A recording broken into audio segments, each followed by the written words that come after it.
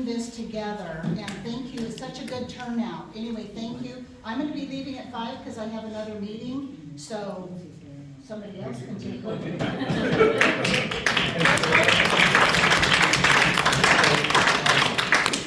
When I came in, Margie says, "Thank you so much for coming to Shoshone County." I said, "Are you kidding me?" Compared to where I work, this is heaven. So this is great. I love it here. Absolutely love it here. And for those of you who I haven't met, I recognize a lot of faces, but for those I haven't met, I'm an Idaho boy, family 100 years plus, but it's from the Meridian area. We were a dairy farm family, and this is home, and it is such an honor to represent you. If I understand correctly, and I haven't validated this, but I've been told, if I understand correctly, as of right now, I have the largest congressional district in the nation by population. That's because we came really close in 2020 to a third member of Congress. And since then, of course, there's been this flood of people coming in, right? And so next census, for sure we'll have one. It's even conceivable there'd be two. And so that's the dynamic that we live in. Margie, thank you again for your work in putting this together. Damien, for your leadership role. And for those of you who are in office locally, Phil, great history working with you. It's great to see you in that role. Having done what you do to some extent, I haven't been a county commissioner, I haven't been a mayor, but I've been a state legislator. And I can tell you, some of the jobs you do, I think are equally, if not more, challenging than what I do. And part of the reason is because you're doing it in the face of your constituency. And that's hard to do. County commissioner work, city council, that's difficult to do. So thank you for that, and we need you so badly. Federal government is way overreached the things that we get involved with, and filled in a few things. But I thought, how about this? Let's just take a few minutes. I'd like to maybe give you an inside peek at the world that I work in. And then I'm gonna ask you for, if you have a question, I'll try to answer it. If you have comments or counsel, best, because that's what I need the most. But I'd just like to make this interactive just a little bit. But to start things off, there's 535 of us, House and Senate.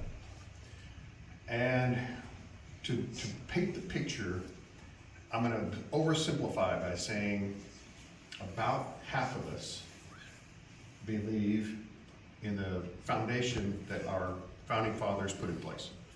So freedom, liberty, independence, a free market system, and Phil mentioned the monetary system. It was the principles and the Judeo-Christian ethic that created the foundation for their prosperity that we have had for a couple of centuries. And it has created more prosperity than every other nation in the history of the world combined. So that's half, generally speaking, support those founding principles. The other half, again, I'm oversimplifying, but it paints the picture pretty close. The other half say, no, that system is a yesteryear, that was for then. Moving forward, we would best be governed if we had a more Western European style or South American style. They won't use the word socialism, but a more socialistic style of government, more government involvement, whereby there's more government programs, more government distribution of wealth, okay? Now, I'm definitely in the former camp, but there is the basis for the partisan divide, okay? So when you hear partisan divide, what are you doing to work across party lines and all this kind of stuff? Well, frankly, it's difficult when you've got two opposing views like that, right? And so that is the general basis for the conflict. Now, I'm going to explain one other thing, or at least give you the world according to Russ, on this thing called the swamp, or the deep state. here's my definition for that after working in it for 6 years. The deep state, or the swamp, if you call it that, is comprised of agencies. The alphabet list, EPA, IRS, all the intelligence community, FBI, CIA, NSA, Secret Service, all that, all these tremendously large agencies. Forest Service rolls into that, BLM. And these, over the decades, these agencies have grown into these massive, living, breathing organisms. And quite frankly, they've largely operated and largely operate unaccountable. And what's happened is you got people like me, elected officials who technically have oversight. We come and we go. I'll be there a few years, I'll be gone, next person will be in. And for the most part, I mean, there's some members of Congress that stick around for a long, long time, but for the most part, we come and we go. But these agencies, they're there 10, 20, 30, 40 years. And they've formulated their own system and their own network to where frankly, there's a parallel governance system that doesn't go through legislative channels at all. And so you've got the legislative branch that's doing the legislative process, and then you've got this massive agency system that does their own thing, and the system has been created where they can put a regulation in place, or a rule, or whatever that has the same force and effect of law, never did go through Congress. So a lot of my time, and a lot of the constituent time, that Terry and Caleb, by the way, I'll introduce Caleb in just a second, is fighting these rules that never went through a congressional process. Before I go any further, Terry, introduce yourself. Casework. Caleb Davis in the back here, he's a district director based out of the Coeur d'Alene office. If you don't know them, please get to know them because they are your interface right here locally. And I'm nicer. She says she's nice. So anyway, that agency system, that is the swamp, okay? Now, if you've heard of my good friend Jim Jordan, or if you've heard of my good friend Jamie Comer, these are fabulous people, frankly, who have the most direct responsibility for oversight. Jim with Judiciary, Jamie with Oversight Committee. But the tools, and Congress, the tools that we have for this oversight is woefully inadequate, okay? I, or collectively we, Congress, have the ability, we can subpoena anybody. We can demand they come in, they answer questions, we hold them accountable for things they did or didn't do. If they don't cooperate, we can even put them in contempt of Congress, right? But in order to enforce that contempt, we have to go to the Department of Justice, okay? The Department of Justice is part of the executive branch, and it is equally, if not more, corrupt than the agencies themselves, all right? So, that, I believe, is a flaw in the system, and I give you that explanation to lead up to this. A few months ago, before Donald Trump was identified as the nominee for the Republican Party, I endorsed him. I endorsed Donald Trump. And that was when there was really good other people that were candidates. We had Ramaswamy, great candidate. We had the governor of Florida, great candidate. But there's only one person that I think has the ability to truly, and the motivation, frankly, to get into the executive slot and truly do something about these agencies, okay? And if we're gonna improve Washington, we're not gonna fix it. But if we're gonna improve it, at least part of the answer is rolling some heads in these top-line agency organizations, restructuring that, shifting some leadership, consolidating that down. Given all of the persecution that Trump has had, A, he's motivated, B, he knows where the bodies are buried because they've been coming after him for so long. Oh my gosh, the violent sign.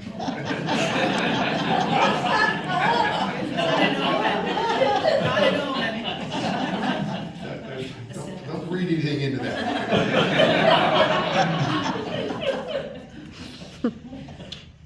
But he's also motivated. He's only got one term. He doesn't have to worry about a re-election cycle. Okay. Now, is he perfect? No. Do I agree with him on everything? No. But hey, look, we're down to a binary solution here. Okay. And I truly think that he is best equipped to do that. Plus, there's some other things that are absolutely, I think, critical for our economy and for our nation. The energy policy, where we are, where we have our own domestic production and control of our energy, I think is huge. And we, some of our trade stuff, all that. Now, with that description of my colleagues and the swamp, I would submit to you, again, after being there 6 years, the enemy is within in that regard. That's our real enemy. It's not China. I mean, China, yes. Russia, yes. Iran, yes. We can take care, we can handle those guys. It's internally those who want to, in my opinion, who want to economically and socially change the fabric of this nation. And there are a couple of strategies that you're well aware of, but I want to make sure that you know that these are strategies to do just that. One, Phil mentioned the open border. The open border is a key strategy to do exactly that. Now, if we were here in 50 years, and I won't be, but you are, and we were having this conversation in 50 years, I will predict that history will reflect this era, this open border policy is the most negative, impactful of the era.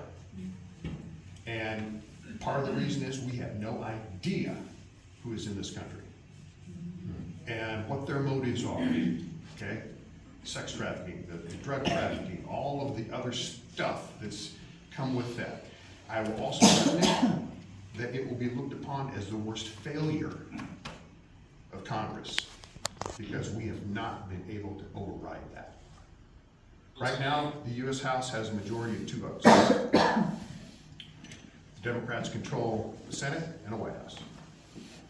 So we have not had the horsepower to get that done. We've passed a border security bill, I think 4 times through the House. It always dies in the Chuck Schumer Senate.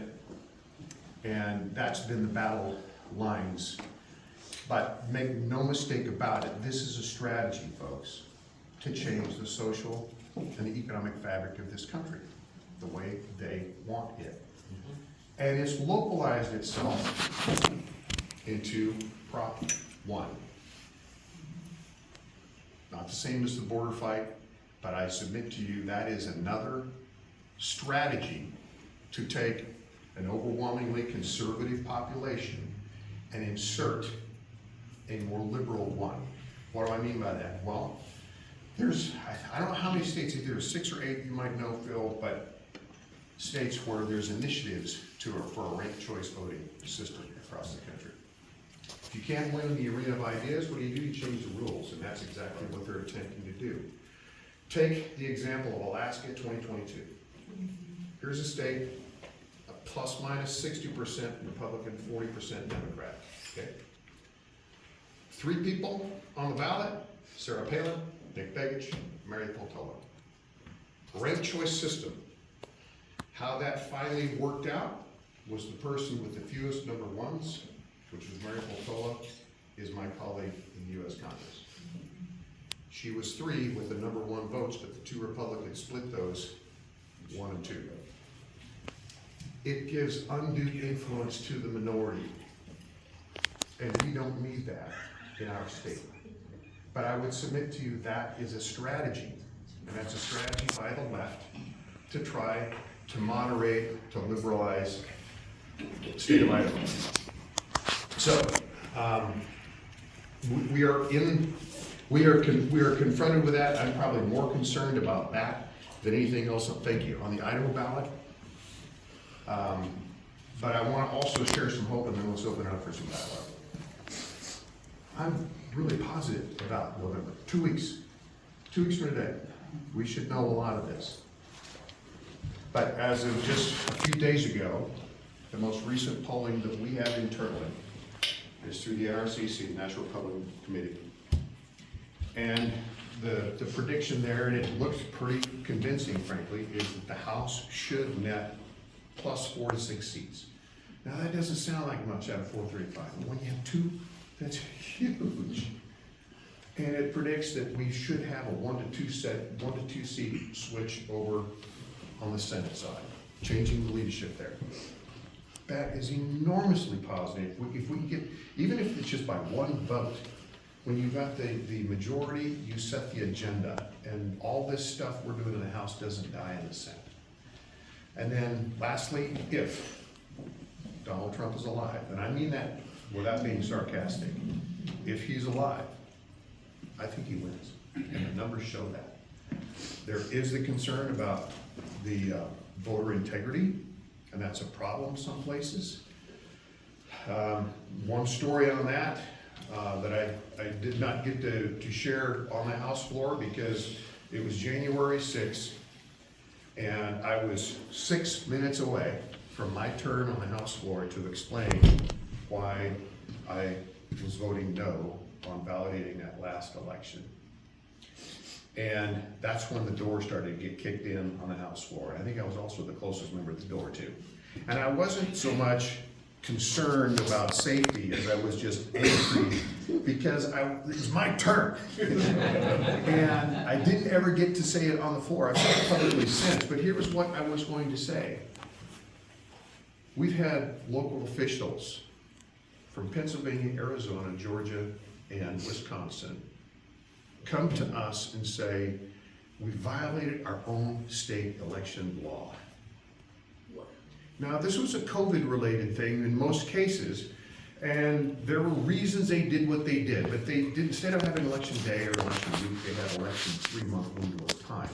And they changed their ballot collection processes, and they eliminated or reduced their ID components. And when you have those states, any 2 of which would have changed the outcome, 1 potentially,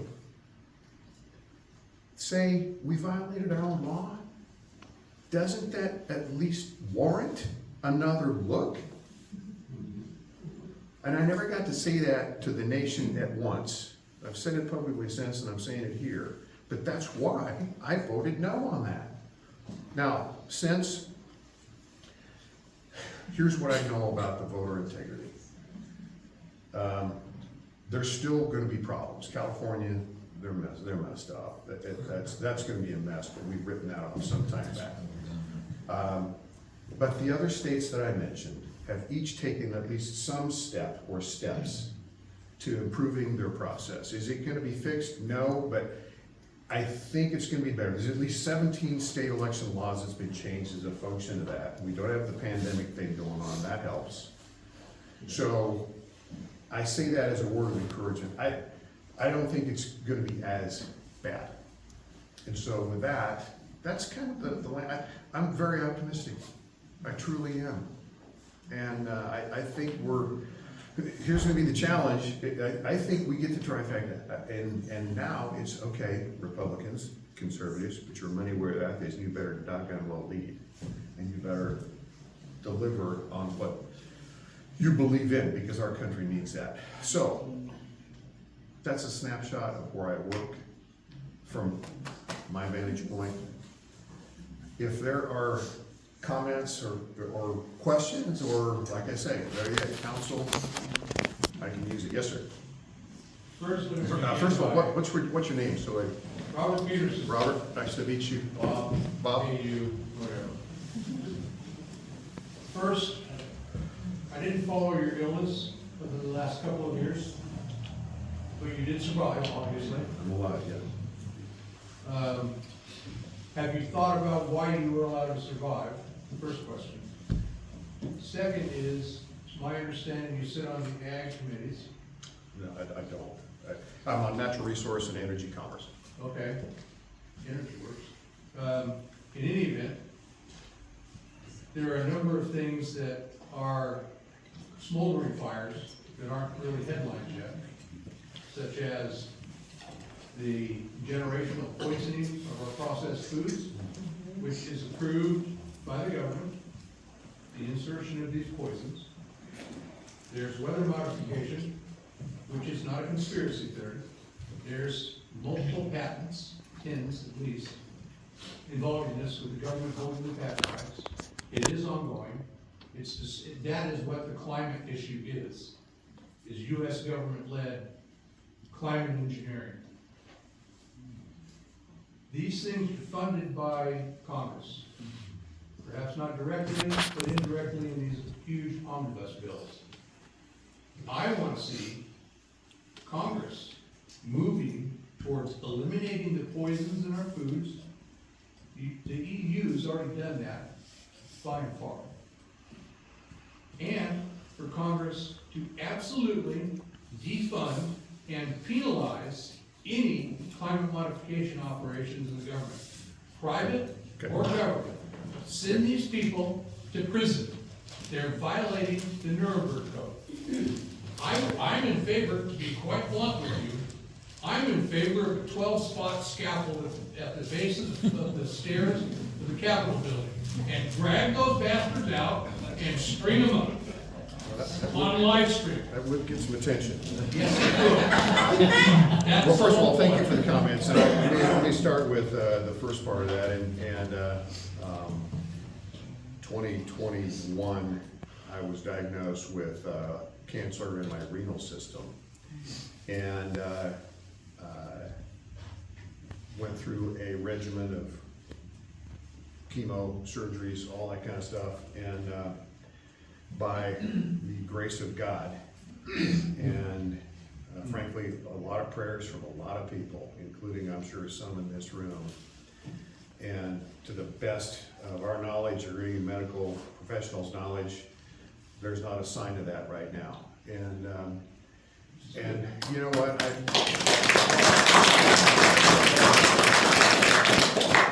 That was a life changer for me.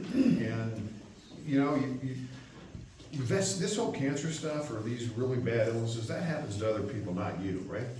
Until it happens to you. And there was a lot of, although it was certainly not a pleasant thing, there was a lot of things I learned out of that. I got to see the healthcare system from the inside out. And quite honestly, I was confronted with my own life, and just okay, you prioritize things. So you said, have I considered why I'm still alive? Yeah, I have. I guess the Lord's not done with me yet. Before we finish this, I'll share one of the things I think we all need to do, and it has to do with prayer. But bottom line is I've been blessed, and but as far as we can tell, I have no signs of that now, and by God's grace and your prayers. In terms of the climate stuff, I'll be honest with you, I just don't see it. And I'm not saying it's not there, but I don't see it. And I have another theory with that. These people aren't smart enough to conceal things, you know, on a grand scale. They just aren't. Now, on the food thing, I think you've got a real point there. And there is a movement that's nicknamed MAHA, Make America Healthy Again, which is really getting some traction. And a lot of that is going to be coming through my committee on the commerce front. And there really does seem to be some issues there. And so that's going to be getting a lot of attention. I'll be able to grant some of that. I think a lot of it's going to go through the ag bill, or the ag side of things.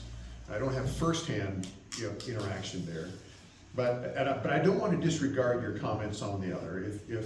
If you're willing to share your info with myself or Caleb or Terry, you know what, we need to pay attention. But I volunteer your Instagram account. I'm just telling you, All sorts of stuff. I don't look at that stuff. Well, I don't imagine you do that. Maybe some staff could. Yeah.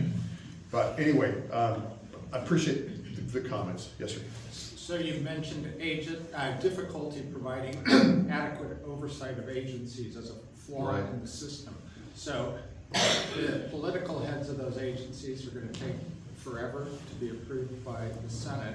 And then you have the career folks. So are your 30-year career folks part of the problem? Yes. Is there an issue with the inability to replace the senior career leadership? Or Yeah. what's the solution? Generally speaking, my experience, the rank and file personnel are pretty darn good.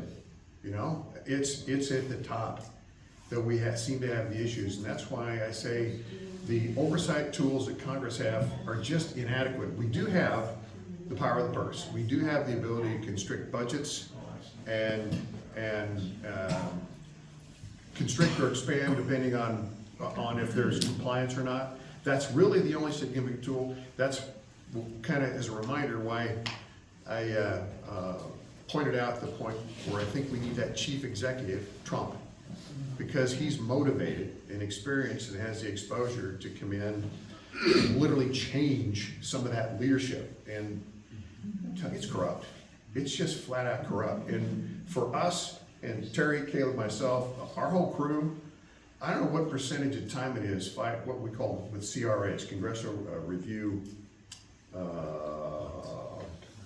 CRA, but it's a congressional challenge to a federal agency or a reg or a rule that's had the force and effect of law. That reminds me, one really positive thing that's happened in the last few months. Have you heard of the Chevron decision? Yeah. Okay. I haven't. Chevron's decision was a Supreme Court ruling, and this is oversimplification, but generally what it did was it reversed about a 40 plus minus year precedent whereby an agency or a non-legislative body does not have the right to put in place something, a regular rule with a force and effect of law, which is huge. That, Dave, SCOTUS Huge. brought that about to that point you just raised. It's huge. Bureaucrats no longer have the right to That's enforce right. law. That's right. And so now this is not going to be automatic because they're not going to want to give that up. There's going to be, but it sets the stage for some legal challenges. The legislature has got a pathway now to challenge some of these EPA rules or whatever, right? And because, and we have much stronger ground to do it. And so it's just a really positive decision. We may not see the fruits overnight, but we're gonna see them, which is a huge, huge part of that. Yes, sir. Hi, Larry Erger. I was a county commissioner for 4 Larry. years on the city council. We have two issues locally. Number one, the river, FEMA came in and designated all of our county as floodplain. The Army Corps of Engineers came in and did a study. City Kellogg paid for it from the South Fork River, and we also did a study in Pine Creek that came up and showed that the data that FEMA used was completely about double what it was supposed to be. It still has not been resolved. It was like 5 or 6 years. We're waiting on an argument from FEMA, and we are not in the floodplain as approved by the Army Corps of Engineers, and FEMA drags its feet. The second issue about home, they created the 25% Fund Act way back when Teddy Roosevelt and Gifford Pinchot took our national forests away from our state. They guaranteed us we would have endless supply of revenue for our roads and schools. Great time, we were doing great until the environmental laws came into effect and we were shut down. Talked with Frank Gladys. One of the issues was we have lost revenue from timber sales because the National Forest Service went to Congress and said, all that money's coming out of our budget, you're taking money from the Craig, now secure rural schools. We don't get enough money. I wish you had a chance to drive up don't have enough money to maintain them like Teddy Roosevelt and Gifford Pinchot guaranteed. And, we need all the sale revenue from logging sales. We still get revenue from other Forest Service products like recreation. Logging sales goes to the Forest Service in stewardship. Yep. Instead of back to the counties and the 25% fund that. The other complaint I have is the Forest Service. I'm a public landowner, as is everybody in this room. They're just managers, and they're doing a poor job of managing our forests Agreed. for the benefit of our state. Okay, so first of all, thank you for your service. Secondly, what you just opened up is gonna take about a week, and so, but I wanna hit it, because that is, by the way, the issue in the state locally, end of the day, is a natural resource issue. Whoever controls your natural resource base controls your destiny, okay? Idaho is one of only 5 states where more than half the landmass is federally controlled. Now, I'm gonna try to do this super quick, but I think there is some hope coming on that, but it's not immediate. Let me share. So we, as in the delegation, secured the PIL, payment in lieu of taxes, and SRS funds earlier this year, 3-4 months ago. Barely, by 3 votes, okay? And so the money is coming into the counties. It's not enough, but that PIL SRS is there. If you take the state average, it calculates out to $1.25 an acre. Now, is there anybody in here who thinks that if we control that resource, that we couldn't generate more than $1.25 off an acre of ground? Oh, yeah.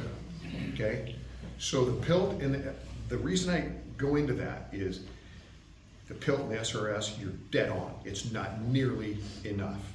And we don't have control of our own destiny. Now, Phil will tell you, and he's gonna have a more accurate number than me, but somewhere in the neighborhood of 45% of the state budget comes through a federal source. Sure, right. So Idaho operates on a balanced budget, which is great, but that's with 45%-ish that comes through federal channels. Why? Because of the federal land and the offsets. For every dollar that you and I put in the federal government, we get somewhere about $1.36-ish back. And that sounds great, right? But if you're in Connecticut, New Jersey, New York, Florida, whatever, Midwest or East, you put in $1, you get 80 cents. So somewhere right now, as we speak, there is a member of Congress talking to a group of people saying, if you elect me, I'm gonna make doggone sure every penny that you put into the federal government comes back to you. I go into that to explain this fight over lands, over PIL, over SRS, over monies that come subsidized is gonna be fought. And I think we win because of the East, because they're sick and tired of subsidizing us. And frankly, we ought to be sick and tired of sake of the subsidy, because we can do a lot better if we were able to control it ourselves. Now, this is not gonna happen overnight, but this thing is boiling. We only got that by 3 votes. And that was generally the argument, okay? So, I just covered a lot of ground in a short period of time on a really big topic.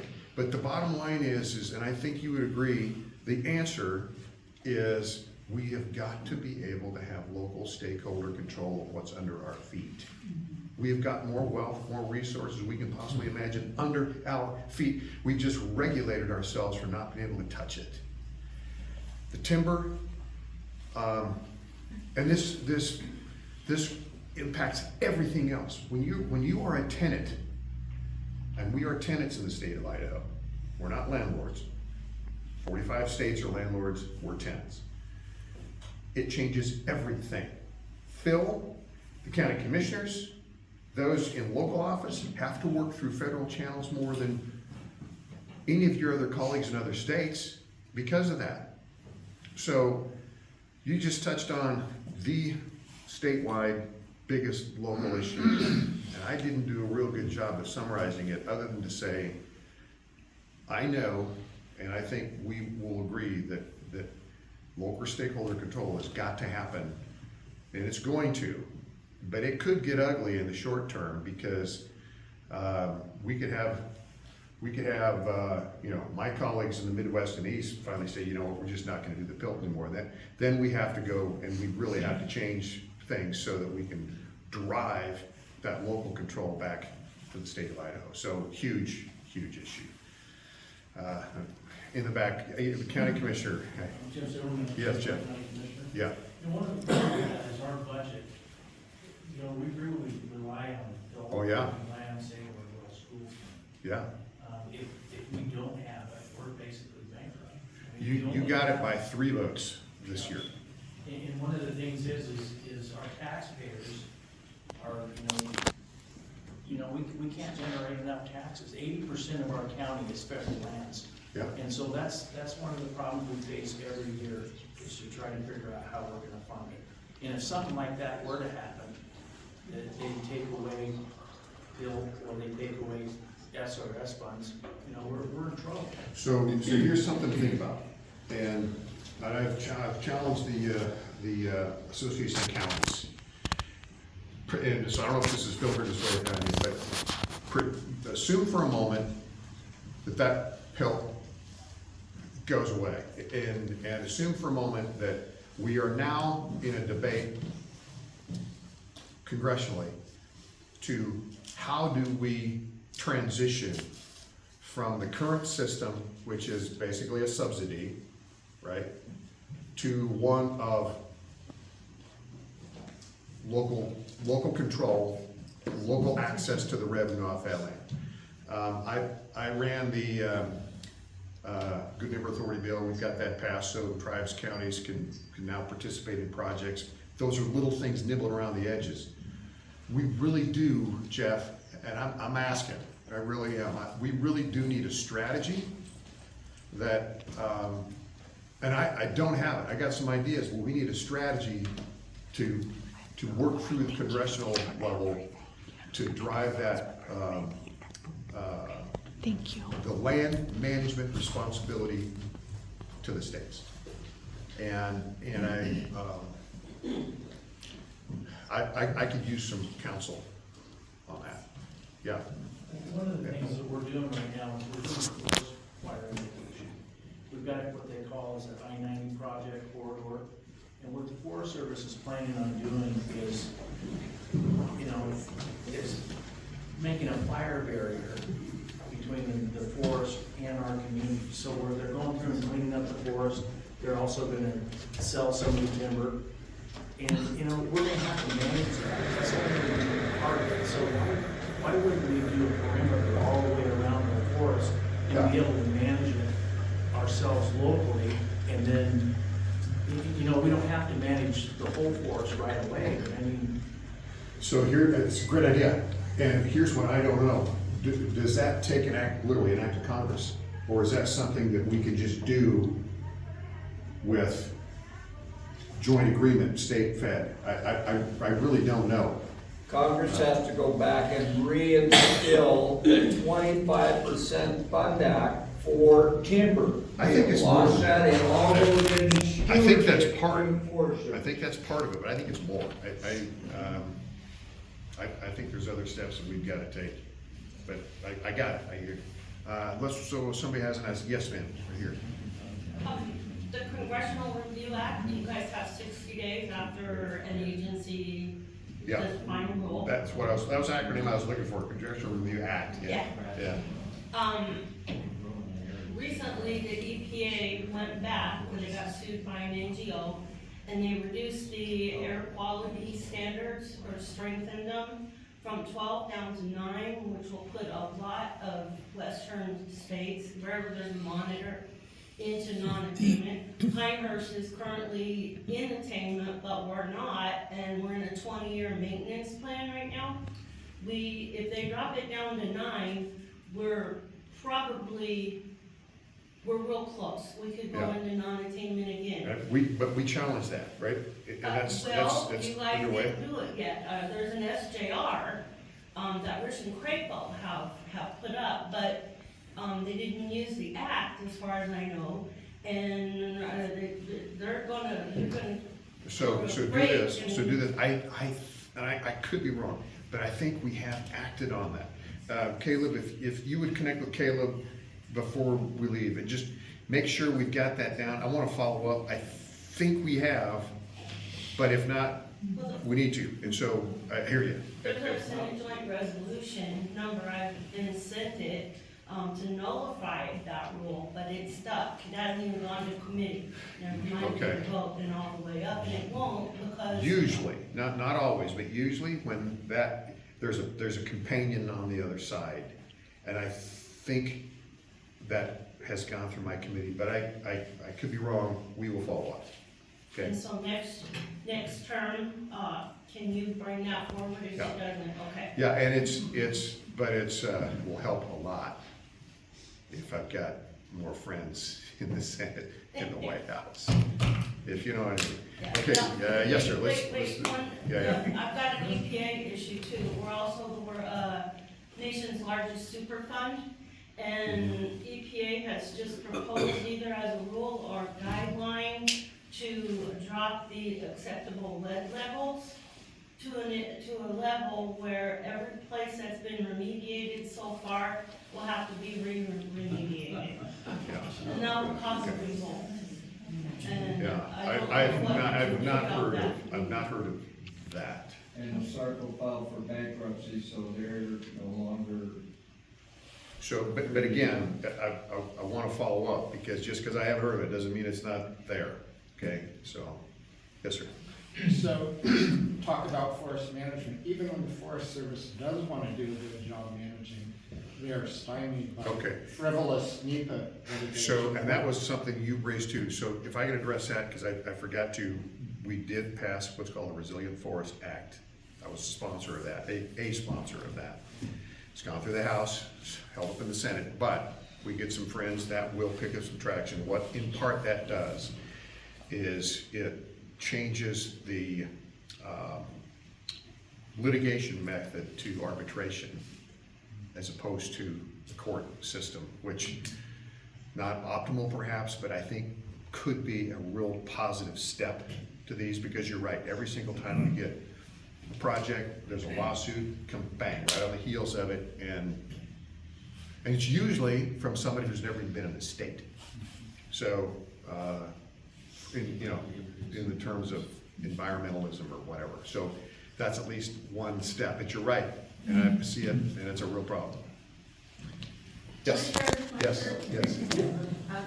Well, I want to turn the attention back to the border.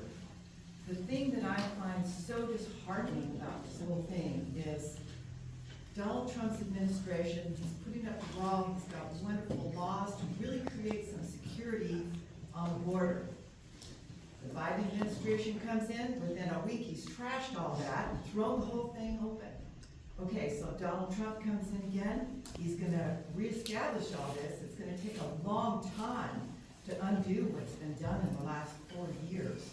And what I find so disheartening is this yo-yo effect on important things like immigration, like the border. Is there any discussion in Congress? Is there any hope of stabilizing this? I think the hope is that we go back to a secure border that we had, but there's damage, to your point. What do you do with 10 to 20 million people? Send them home. And that's the logical response, but the undertaking that, and all the blowback that'll come with that, but you have to engage. But, man, If I may there's ramifications, I guess is what I'm saying, and that's why I say, if we were here 50 years from now, that is gonna be the issue that I think has had the biggest negative Right, so- impact. Really what I am so baffled about is that the discretion of one individual, the president, Yes?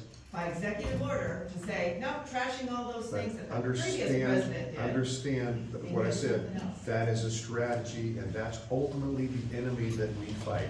The strategy is import millions of people, get them addicted to a government program, and give them the right to vote, okay? This is a strategy, and it's the largest issue I think that we face. Debt is right up there close. Phil will tell you debt, he might be right, but that's right up there. And I hear you, but you gotta stop it first, and I think you got a comment, Bob. So where was that? Okay. I would just point out the historical fact that President Eisenhower in the early to mid-50s deported over I believe 4 million illegals that had come in during the war. He mobilized the military, and he went around to these people up and sent them. Okay, all right. I mean, it's doable. I guess Okay, is the point. It's yeah, doable. well, but yeah, what up? Let's do two more, and then I got a closing comment. Yes, sir, in the back. My name's Steve Warner. Steve? Beyond voting for you on November 5, what sort of things can we as just ordinary citizens do to help you in pursuing conservative principles in Congress? A couple things. First of all, thank you, and I'm just humbled to even ask. You know, I'm worried about this Prop 1 thing. You know, I think that it's a ground game. It's a sleeper cell type approach, because everybody, open primary sounds so good, right? But I mean, to the uninformed voter, you know, just open, everybody come and vote, it's okay, we just raked it. It doesn't work that way. That's not how it works, and I'm concerned about that. There has been at least one poll taken on it, and it's close. This is gonna be close, and there's a ton of money. None of it's coming in state. There's a ton of money coming on that. So any influence you may have to be able to thwart that, I think is really good. The other thing is, and you've got it pretty good in Shoshone County, your local representation is huge. I'm so glad we got some county commissioners here, a state legislator, or at least one here. You're represented well. Keep that, make sure you keep that in place. The council, and what Jeff was just talking about, I need some counsel on that, because I think this is coming to a head, and it's not gonna come from people I'm sitting in a committee with. It's gonna come from here, right? But I think we're gonna be confronted with a major issue in the coming years, and it could be sooner rather than later. And that is, how do we implement a system where we take the control that we rightfully should have of the land within our borders, right?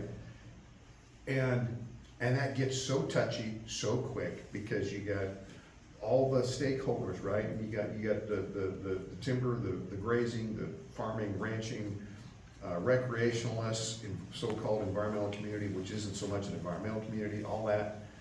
And it becomes a lightning rod issue and all of this. I think we're gonna have not only the opportunity, but we're gonna be forced into it, because next year, that 3 votes may not be there, Jeff. And, you know, somebody said revolt a little bit earlier. There's another one that could cause a revolt, right? And I don't have a plan. So Steve, I could use some help. I'm just getting, and maybe it's I don't know, maybe it's a local stakeholder consortium or something that, and I'd help try to organize that, you know. But that, lastly and not least, prayers. And I'm dead serious. This country was founded by God-fearing people, and we have been divinely blessed. I believe that. Pray for this nation. If you're a believing person, pray for this nation. If you're not, pray anyway. It won't hurt you any. But we need that. And we need to humble ourselves as a people and as a nation, get on our knees and say, God, we ask for your blessing. Repent first, though. Okay, well, I'll start. I mean, as a nation, we need to repent of the hundreds of millions of murders we've committed. Don't disagree. Let's do maybe one more, and then I need to close up here, because somebody get the, yes, sir. Yeah, I'm Dennis Palin. Hey, Dennis. Hi. 2 things.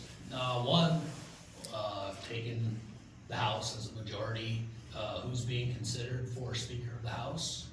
And 2, something you just said about deporting the illegals, saying that there's ramifications for that. Well, it seems like I hear that all the time from the Republican And, oh, we can't do that because of this, we can't do that because of this. But your Democratic colleagues, they tend to go and just do it and then worry about the ramifications afterwards. Has anybody, has the Republican Party considered maybe you should use some of their playbook to go and get some of our ideals and things pushed You know, through? that's a really good point. Here's just an observation, and Phil, I'd be anxious to get his comment. The Democrats are really good followers, right? They lock down, they'll follow Nancy Pelosi over a doggone cliff, and they'll all die, right?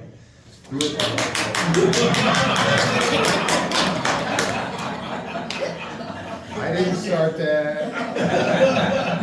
Let's start. The Republicans, we're all, frankly, we're independent by our nature. You know, we're leaders. We're independent minded. It's part of our culture, and it's a good thing. And we're about a bunch of cats that are so doggone difficult to herd.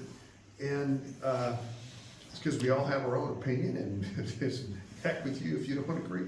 You know, and so we have a lot more friction, I believe. Not that they don't have friction, but you get into some of the squad and whatnot, and there's some Democrats that like to see them on those, well, never mind. But my point is that it is difficult, but yes, we do need to take a page out of the playbook in some cases there, so point well taken. In terms of speaker, I don't see any significant challenge to Johnson unless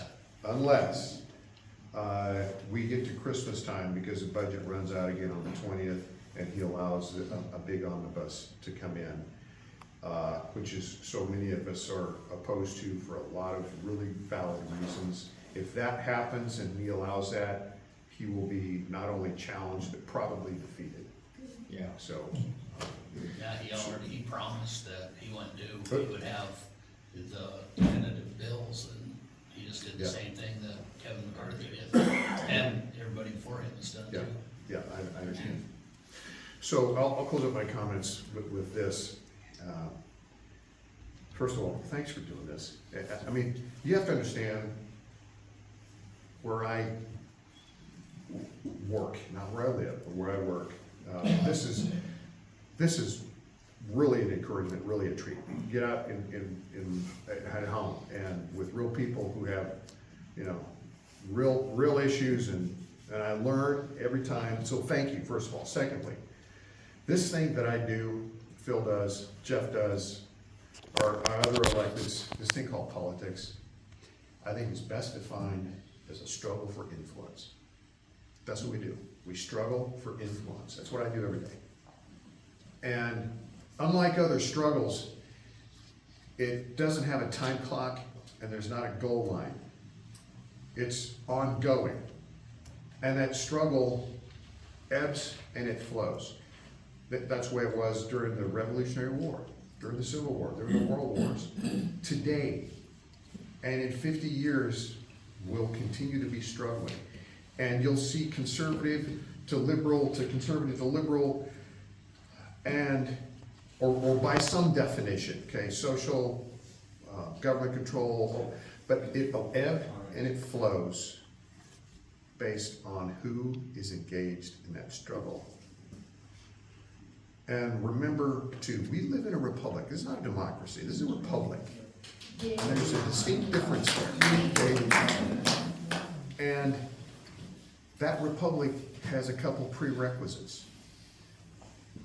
For it to work, you have to be informed and you have to be engaged. And if you're not informed or engaged, somebody else is going to be making the decisions. So when I say I'm thankful that you're here, I'm really thankful because you care enough to come out on a Tuesday night and listen to a political schmuck, okay? To that end, we are attempting to provide more information on my congressional website. We're trying to make that like a newsreel so people are more informed, because it's hard to get good news. And but it still takes your willingness to engage. And to that end, I would just say, please, please, please, don't stop struggling, because you're needed in this fight. And to the extent I've got resources, Caleb's here, Terry just left, but to the extent we can help, we are in, okay? I don't understand all the answers, don't have all the answers, but I can tell you that I think generally speaking, we're on the same page with what the problems are and how to attempt to move forward. And as long as I'm doing this, that's what I'm gonna do. So, thank you for giving me the time.